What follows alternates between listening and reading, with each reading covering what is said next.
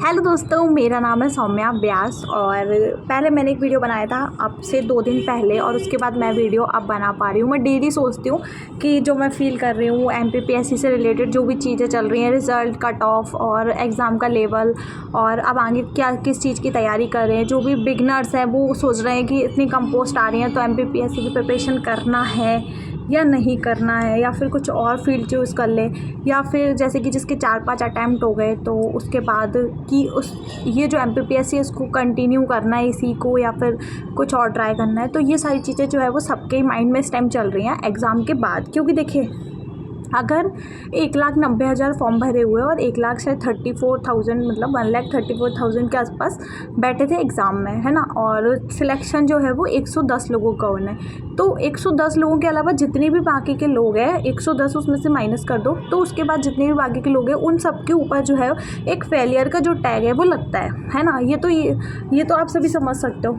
कि अगर आपका एग्ज़ाम नहीं निकलता है तो आपने वो एग्ज़ाम क्वालिफाई नहीं किया, आप फेल हो गए उस एग्ज़ाम में, और आप के ऊपर फेलियर का जो टैग है वो लग गया है। अब 110 लोग के अलावा जितने भी उन सब पर लगा है ना।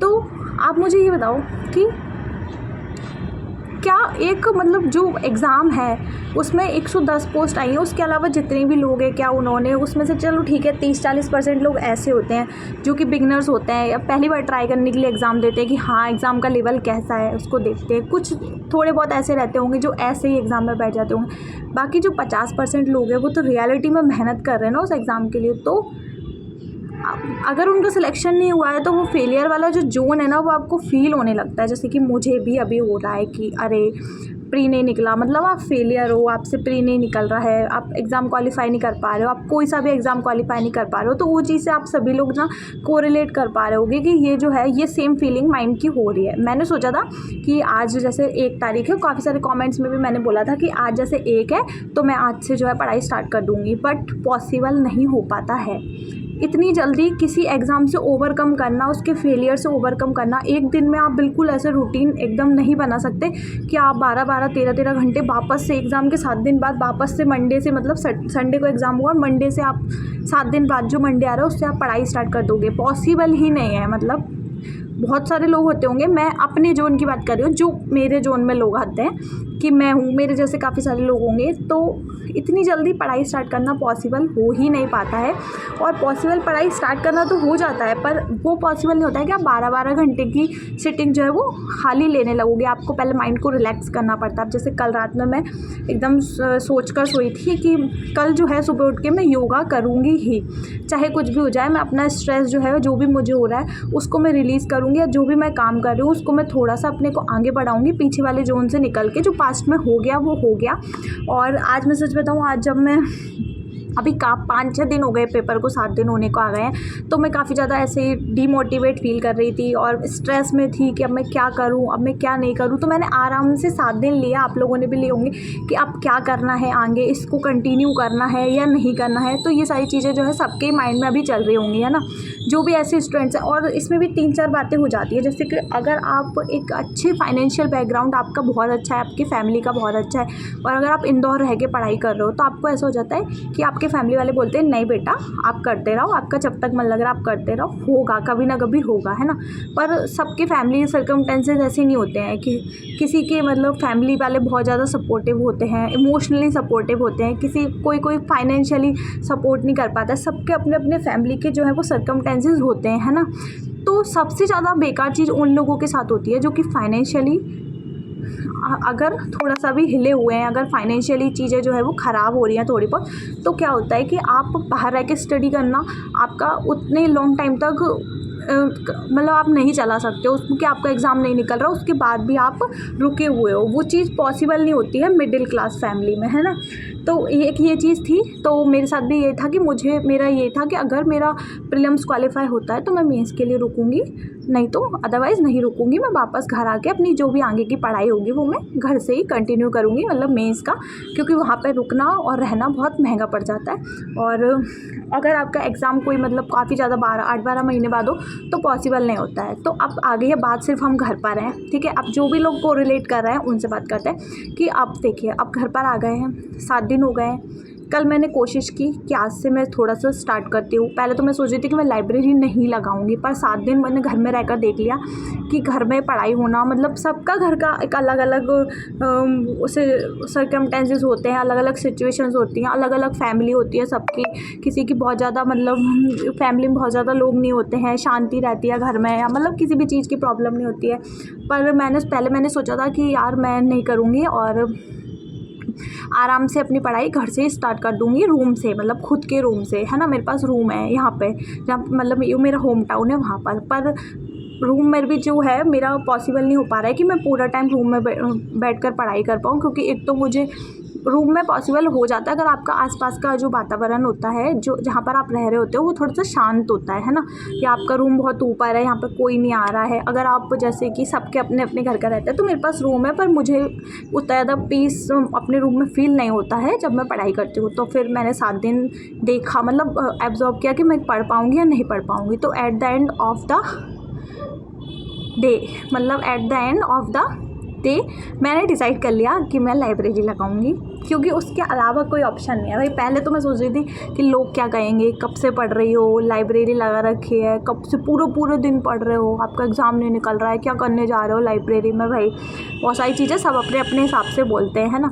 तो पहले मैं सोच रही थी कि यार लोग जज करते हैं, और मुझे भी अच्छी फीलिंग नहीं आती कि यार कब से लाइब्रेरी जा रहे हैं, वहाँ पर बैठ रहे हैं, आसपास के छोटे छोटे बच्चे भी आपके साथ पढ़ रहे हैं जिन्होंने तैयारी शुरू की है। तो वो फीलिंग जो है उसको भी साइड में हटाना पड़ेगा, क्योंकि प्रायोरिटी क्या है, पढ़ाई। और अगर वो घर पर नहीं हो रही है तो उस चीज़ को, ये वाली जो चीज़ है ना जो आपको अच्छा फील नहीं करा रही, उसको भी साइड में हटाना पड़ेगा। वो सब भी आपको आपके माइंड में एडजस्ट करना पड़ेगा, सहन करना पड़ेगा उन सारी चीज़ों को, आपको उन सब चीज़ों से डील करना पड़ेगा। क्योंकि अगर आपकी पढ़ाई नहीं हो रही है तो आपको लाइब्रेरी जाना ही पड़ेगा, वही लाइब्रेरी जिसमें आप भले से पढ़ के 4-5 बार फेल हो गए हो, ठीक है, पर जाना पड़ेगा। क्योंकि अगर आपने सोच लिया है कि आपको अटैम्प्ट देना है और सीरियसली देना है। तो अब आ जाते हैं एग्ज़ाम पर, कि एग्ज़ाम के बारे में क्या स्ट्रेटेजी अब आगे रहेगी मेरी। और जैसे कि काफ़ी सारे स्टूडेंट्स जो मुझसे जुड़े हुए हैं तो वो भी मुझसे पूछते हैं, तो मैं उन सबको भी बताना चाहती हूँ और शेयर करना चाहती हूँ कि मैंने सोचा है, एकदम से तो पढ़ाई शुरू कर नहीं पाते, सबसे पहले माइंड को भी रिलैक्स करना पड़ता है। तो मैंने सोचा है कि जैसे आज मैं सोच रही हूँ कि कल से जो है वो थोड़ा सा हल्का,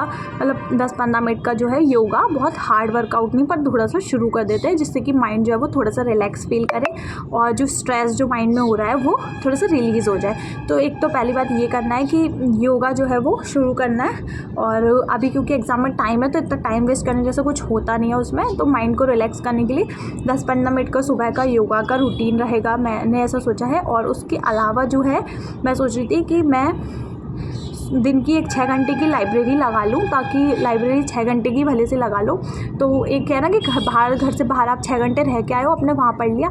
और दूसरा मुझे क्या है, वाईफाई का भी प्रॉब्लम है। अगर मैं यहाँ वाईफाई लगवाती हूँ, जैसे मैंने घर पे वाईफाई लगवाया, मुझे वीडियो अपलोड करना है तो ऐसा हो जाता है, अरे मतलब बहुत क्यों, मतलब वाईफाई की क्या ज़रूरत है, क्या है क्या नहीं है। तो 17 लोगों के 17 जवाब देने से अच्छा है कि मैं लाइब्रेरी लगा लूँ सेटल, 6 घंटे के लिए अपने निकल गए, शांति में अपनी पढ़ाई करके आ गए। सब बहुत सारे लोग मुझे कमेंट करके पूछ रहे हैं कि मतलब अगर जैसे घर पे पढ़ाई नहीं हो पाती, लाइब्रेरी लगा लो भाई, शांति में पढ़ो आराम से 5-6 घंटे, जितना आप बैठ पा रहे हो, सिटिंग दे पा रहे हो, एटलीस्ट 6 घंटे आप लाइब्रेरी लगा लो, बेटर है। तो मैंने भी सोचा है कि मैं 6 घंटे की लाइब्रेरी, या फिर जैसे खाना वाना खा के 11 से मतलब 12 से 6 या 11:30 से 6 साढ़े 5 तक लगा लूँगी। और जो भी बाकी की पढ़ाई रहेगी वो रात की रहेगी। तो हमें टोटल मिला के अब हमारे पास है 8 महीने। तो 8 महीने में हमें ना पहले मेंस तैयार करने, क्योंकि प्रीलिम्स का जो जितना भी पार्ट है वो मेंस में तैयार हो जाता है। तो देखिए, एक स्ट्रैटेजी बना के पढ़ाई करना चाहिए, मैं मान रही हूँ, पर आपको सबसे पहले उस माइंडसेट से निकलना है कि आपने 3 महीने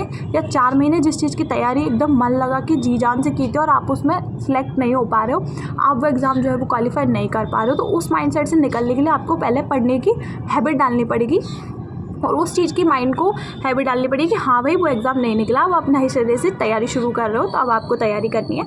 तो सबसे पहले क्या करना है कि आपको पढ़ने की हैबिट डालनी है। मतलब मैं अपना बता रही हूँ। तो मैंने सोचा है कि सतीश चंद्र की बुक है मेरे पास, शायद मिडाइवल हिस्ट्री की है, तो हिस्ट्री जो है मैं हिस्ट्री से शुरू कर रही हूँ। तो क्या करूँगी आपको भी बता रही हूँ, जैसे पेपर 1 मेंस का स्टार्ट कर रहे हैं अपन, है ना।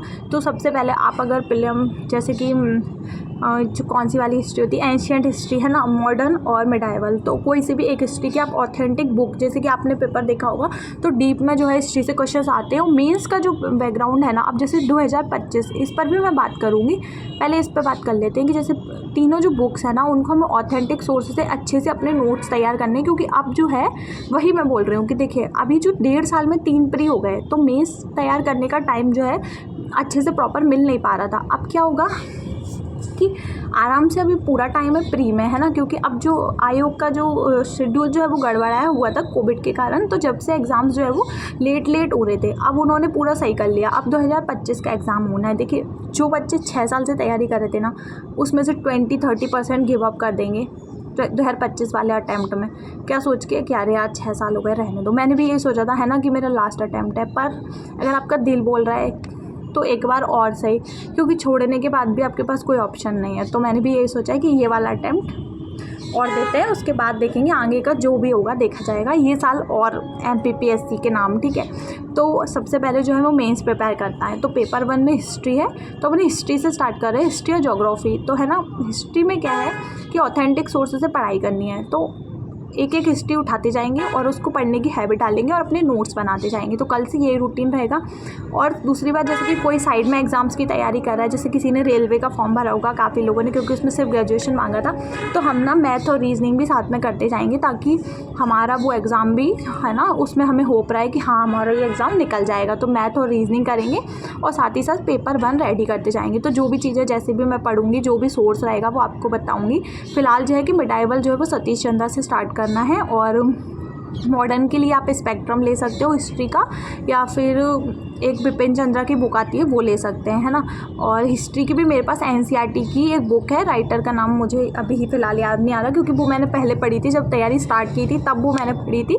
उसके बाद में आपको जो है वो नोट्स वगैरह कोचिंग के पढ़ने होते हैं। तो जब NCERT जैसे बहुत सारे लोग जो स्टार्ट कर रहे हैं, तो वो लोग पूछे थे कि किस बुक से तैयारी कर सकते हैं। तो आपके पास जैसे कि सबसे पहले आपको स्टार्ट NCERT से करना है, तो वो चीज़ रहेगी। और ज्योग्राफी के लिए पेरियार की बुक, जो इंडियन ज्योग्राफी है उसकी बुक है मेरे पास पहले से, मैंने प्री के टाइम पे वही पढ़ी थी। और मेंस में भी काफ़ी सारे टॉपिक्स जो हैं उससे सिमिलर हैं, तो मैं उस चीज़ से प्रिपेयर करूँगी मेंस के खुद के नोट्स बनाने का। और जैसे कि अपना एक्स्ट्रा जो टॉपिक्स रहेंगे वो अदर कोचिंग के जो भी नोट्स हैं, ऑनलाइन PDF वगैरह अवेलेबल हो जाते हैं, उनसे रेडी करेंगे। तो वो तो पर डे जैसे कि मैं वीडियोस बनाऊंगी तो आपको वो चीज़ें पता चलती जाएंगी। तो फिलहाल के लिए तो यही अपडेट था कि हाँ, माइंड को रिलैक्स करना पड़ता है धीरे धीरे, एकदम से नहीं होता है, सडन चीज़ें नहीं होती हैं। और सडन से ऐसा माइंड जो है ना उसमें स्विच नहीं लगाए कि ऑन ऑफ कर दिया, मूड ऑफ, मूड अच्छा, मूड ऑफ, मूड अच्छा, तो नहीं ऐसा पॉसिबल है। तो अभी थोड़ा सा रिलैक्स, आप लोगों को भी 7 दिन हो गए तो थोड़ा फील हो रहा होगा, और मुझे भी थोड़ा सा हो रहा है। और आगे की रूपरेखा बनानी है। अभी मैं सुबह जब भोले बाबा पर जल चढ़ा रही थी तो मैं यही बात बोल रही थी कि भगवान जो हो गया वो हो गया, आपने पेपर नहीं निकालना है, वो आपके ऊपर डिपेंड है। अगर आप नहीं निकाल रहे हो तो शायद उस चीज़ का अभी राइट टाइम नहीं आया होगा। अगर आप वो मुझे नहीं दे रहे हो जो मुझे चाहिए तो, है ना, पर मेरे माइंड को शांत रखना, ऐसी प्रे जो है आप सब भी भगवान से करो कि आपके मन को जो है वो शांत रखें और आप अच्छे से एकदम पढ़ाई में मन लगे, आपको सही डायरेक्शन मिले। जिस भी चीज़ की आप तैयारी कर रहे हो, MPPSC कर रहे हो या फिर इससे स्विच करके कुछ और चीज़ की तैयारी कर रहे हो, तो आपका माइंड जो है एकदम रिलैक्स रहे। बस ऐसे ही प्रे करो, भगवान से गुस्सा मत हो और किसी से भी गुस्सा मत हो। खुद कंपटीशन ज़्यादा है, खुद से भी गुस्सा मत हो, क्योंकि कंपटीशन ज़्यादा है, फील्ड अलग है भाई, और एक अलग लेवल का कंपटीशन है। तो चीज़ें होती हैं, आप फेल होते हो, कई बार होते हैं, सब फेल होते हैं, गिव अप नहीं करना है। तो अब मिलते हैं नेक्स्ट वीडियो में। और कल का जो वीडियो होगा लाइब्रेरी वाला वो ज़्यादा बेटर होगा आज की वीडियो से। आज बस मैंने आप लोगों से अपनी बातें शेयर कर दी, आई होप आप भी इससे कोरिलेट कर पाओगे।